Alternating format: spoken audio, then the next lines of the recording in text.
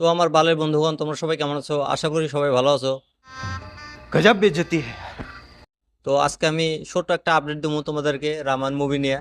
তো শোনা যাচ্ছে রামান মুভির প্রথম পার্টের শুটিং জুন মাসে কমপ্লিট হয়ে গেছে। তো বর্তমান কিন্তু এই মুভির পোস্ট প্রোডাকশনের কাজ চলতেছে।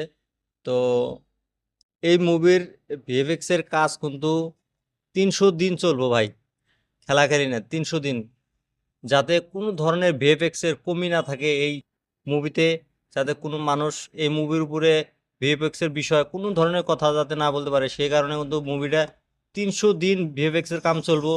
এই মুভি ভিএফএক্স এর কাজ কিন্তু যেতেই মানুষ করতেছে না। এই হলো মার্বেল, তারপর হলো সুপারম্যান, স্পাইডারম্যান যারা বানাইছে মুভিটা, অ্যাভেঞ্জার মুভি যারা বানাইছে, ভিএফএক্স এর কাজ করছে, তারাই কিন্তু এই মুভিতে ভিএফএক্স এর কাজ করব।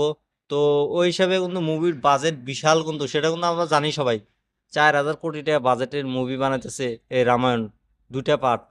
প্রথম পার্টের কাম তো শেষ হয়ে গেছে, এখন সেকেন্ড পার্টের কাম করব। শোনা যাচ্ছে ইয়াশকে এরকম ভাবে রিপ্রেজেন্ট করব, এর আগে কোনো দিন এরকম রাবণ দেখে নাই পাবলিক।